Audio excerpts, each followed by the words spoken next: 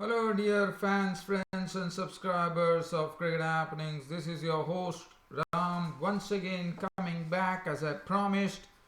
I told you all to fasten your cricket belts as your host Ram is going to preview the T20 World Cup. Each and every team. I'm going to do it on a spree here. I'm going to start off with the host team, which is India. But before I go on to the host team, India, I would like to generally tell you as to how this World Cup will go. So basically, what we are looking at is there are going to be I'll be talking about that, but first and foremost, I want to really talk to you about the schedule. Now, how the match is going to be played on 8th of March. 8th March is the official beginning of the T20 World Cup, and on 3rd April will be the final that will be played at the Eden Gardens in Kolkata. And as far as the groupings are concerned, right now, initially, the T20 World Cup 2016 will start with the first round. The first round will consist of Group A, which would consist of Bangladesh, Netherlands, Ireland, and Oman. And as you all know, Oman are coming into it for the first time. So, well, they would be pretty happy about it. And also, we have another new team, Hong Kong, into the mix, and they are in Group B: Zimbabwe, Scotland, Hong Kong, and Afghanistan. So, whichever Group A, if whichever team wins in Group A will join the other teams in Group A, which would be Sri Lanka, South Africa, West Indies, England. These are the teams. So they would be, they would be joining in Group A. And as far as Group B are concerned, it would be whichever team wins from Zimbabwe, Scotland, Hong Kong, and Afghanistan would join Group B, which would consist of India, Pakistan, Australia, New Zealand. So this is the way. So basically, these are the teams which would have an opportunity. There are two teams which would be joining the bigger groups, and so that's how the World Cup is going to pan out. And then once that is over, we are really coming on to brass tacks here, no doubt about it. From 8th March onwards, it would start, and then slowly but surely, from 15th March, it would be decided as to which are the teams which are actually into the mix. We would know for a fact which is the fifth team which is coming in Group A and Group B, and then the real World Cup starts here. I would say so. So that is how the pairings are. So this is how it's going to pan out, and then finally it will go into the semi-finals. The semi-final will be the Super 10s that we call it. Group 1, Super 10, Group 1 second will take on the Super 10 Group 2 the first. So that is how the pairings are going to be, and then everything would culminate into the finals at the Eden Gardens in Kolkata, where on 3rd April 2016 one would know who the winners are of the ICC T20 World Cup. So before I did the preview for the Indian team, which, as I said, they are the host team. They are the hosts who are actually holding the tournament. And what a time to hold this tournament in India. It is going to be really hot at this point of time in the month of March. But definitely, I think it will be a sort of a test for many of the teams to actually adjust to the heat here. And so, as far as talking about India, one can say that the cricket pundits and the cricket experts have been saying that India are absolute favourites for the T20 World Cup. Why not? They are looking in peak form. They dumped Australia in the T20 series, and even in the Asia Cup tomorrow, they are taking on Bangladesh, the hosts, in the final. So they are definitely on a roll, no doubt about it, as far as T20 cricket is concerned. And also, the other fact is that they would be playing in front of Indian crowds. And as you know, in India, how people are cricket crazy. It is a sort of an extravaganza, one could say. People are praying for the teams, praying for the persons. I know it's a bit crazy sometimes, but that is how cricket crazy India are. So that is as far as I would say that as far as India are concerned, they are definitely as far as cricket experts and pundits are telling, they are firm favorites. In my opinion, I would definitely join them, but I would also like to reserve something here because it also depends on what types of tracks India come up with.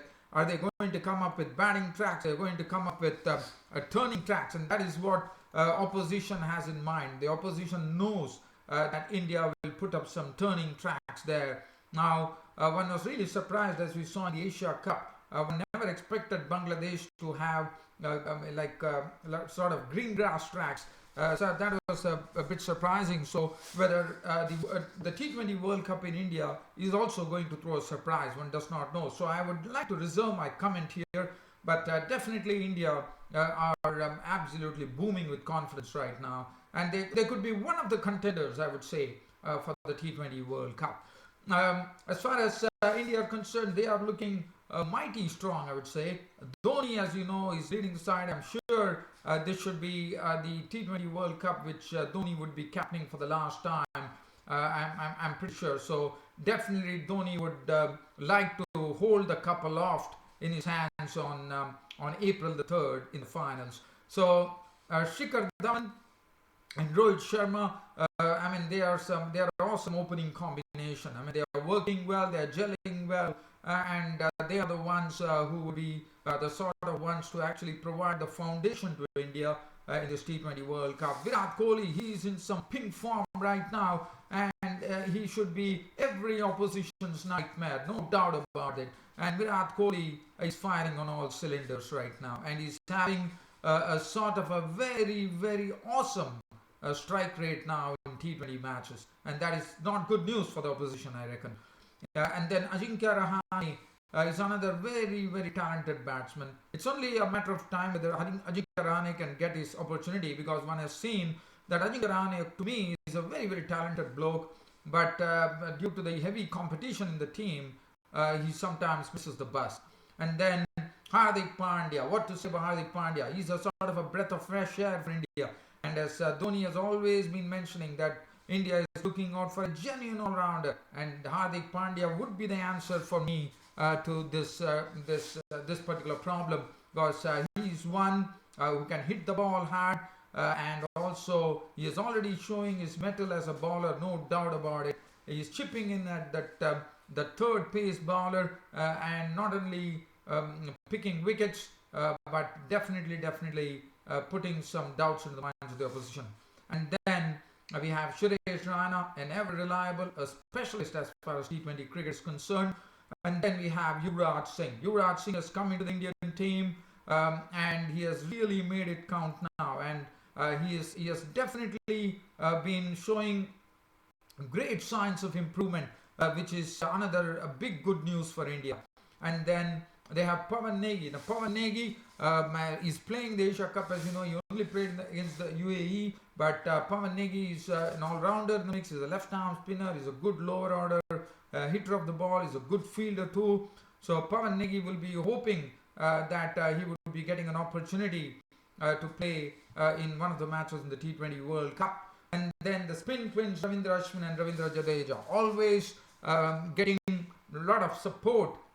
If they are able to get support from the pace bowlers like Ashish Nehra, who has been doing a wonderful job in the Asia Cup, Jasprit Bumrah, from the time he has actually entered the Indian cricket scene, as far as international cricket is concerned, Bumrah has been really going from strength to strength with his bowling, and he has a huge variety as far as, and also his bowling action makes it a bit more difficult for the opposition to actually judge as to what line he's bowling.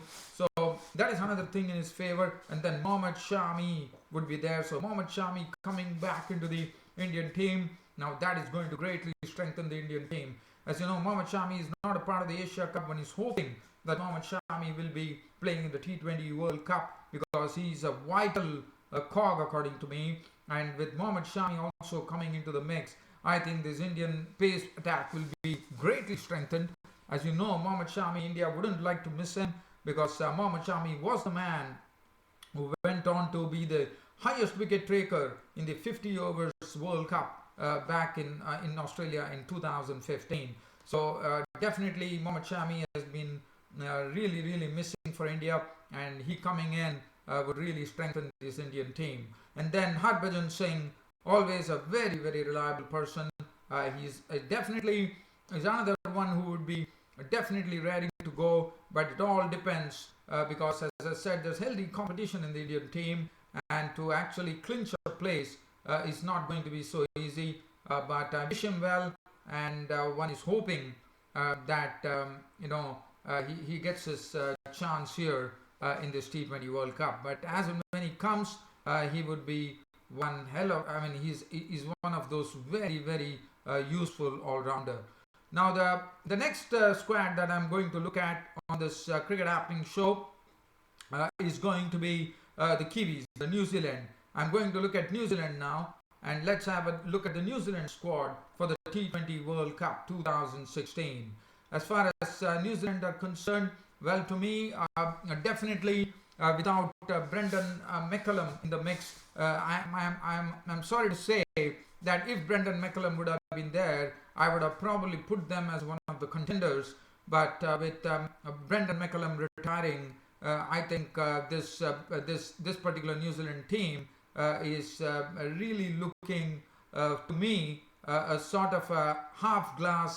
Even though they have some talented blokes, no doubt, but I think Brendan McCullum, Brendan McCullum being in the mix, probably I would be saying with confidence that this is a team which is going to give some challenge to the opposition. But with Brendan McCullum not there, I'm not really. Probably one could say that New Zealand could be the dark horses in this T20 World Cup. Probably Kane Williamson is the new captain of the T20. He's the captain of the he has been captaining the T20 team, so he's the captain of the team, and we all know what a classic batsman is. He can play some very good cricketing strokes. As far as the New Zealand team is concerned, now the good thing for New Zealand, even though Brendan McCullum is not there, is Martin Guptill. Martin Guptill is in the form of his life, and batting is coming very easy to him nowadays. So he's the one who is going to be a real threat, no doubt about it. But again, as I said, as far as the opposition are concerned, it's all about adjusting to the Indian climes, and also, but most of the players, I would say, as far as Indian climes are concerned, that is something they would be definitely familiar with nowadays, because with Indian Premier League going on, most of the players are playing in India, so they know what to expect. But Martin Guptill, I can say, is in some great form. Now, Ross Taylor has not been a part of the team, but definitely brings his experience in the absence of Brendan McCullum. I think Ross Taylor would be the one that New Zealand would be definitely looking up to. And then they have Henry Nicholls. He's a very talented batsman. He's already proved it, and he has slowly but surely got into every format of the game right now. And I can tell you for a fact that this New Zealand team is stocked with some exceptional all-rounders. One is Grant Elliott. Grant Elliott has been doing a good job. He did a good job in the Pakistan Super League, and he's the one who comes in and chips in with the wickets. He will come and play well in the times of crisis. And then they have those two big hitters in the absence of Brendan McCullum. One is Corey Anderson, a magnificent all-rounder, and Colin Munro, who has showed what a smashing player he can be and how dangerous he can be on his day. As Colin Munro is another one to really keep a watch on, according to me. And Colin Munro for sure will be making his first trip to India, and that would be pretty interesting. And then Luke Ronchi, the wicketkeeper, who can also really bat well. And then Mitchell Santner, to me, is one of those promising all-rounders. To me, he could be the answer for the experienced left-arm spinner Daniel Vettori, who has retired. Mitchell Santner has already proved his mettle with both bat and ball, and one is looking forward to some good performances from Mitchell Santner. Nathan McCullum, Brendan McCullum's brother, who's also an all-rounder of a very, I would say, a sort of a medium variety all-rounder. He definitely can contribute, and that is what New Zealand wants. Let's have a look at the bowling. The bowling is looking pretty sharp, but again, as I said, the pace bowlers will be definitely tested on Indian conditions. That is my way of looking at it. I think the pace bowlers are someone who have to really work their they have to really really work and probably work out a strategy as to how to bowl, because Indian wickets are not the ones which are conducive to pace bowlers, unfortunately.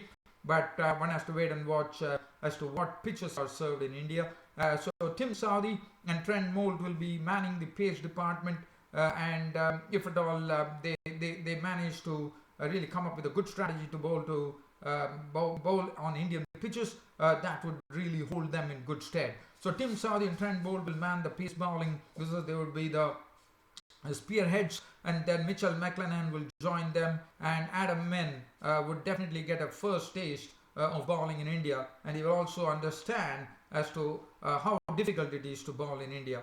But I'm sure they would have learned their lessons. They would have looked at a lot of videos, and I'm sure we would definitely have some good things coming up, some nice strategies coming up, I reckon. And then they have Ish Sodhi, the spinner. Now, as far as Ish Sodhi is concerned, well, if India are going to prepare, if turning tracks are going to be there, then I'm sure Ish Sodhi is the one who is to definitely benefit from this arrangement. So that is as far as New Zealand team is concerned. Now, for the time being, I'm going to stop this cricket show right now. In the sense, I'm going to just end up with this particular preview that I did. So India and New Zealand, the preview is all over. So I'll be coming up with more previews. So you can always keep an eye on the cricket happenings. So I'm actually going by sequence. So this was India and New Zealand cricket preview in this T20 World Cup. So I'll be back with you, dear fans, friends, subscribers, on my next cricket preview. Till such time, please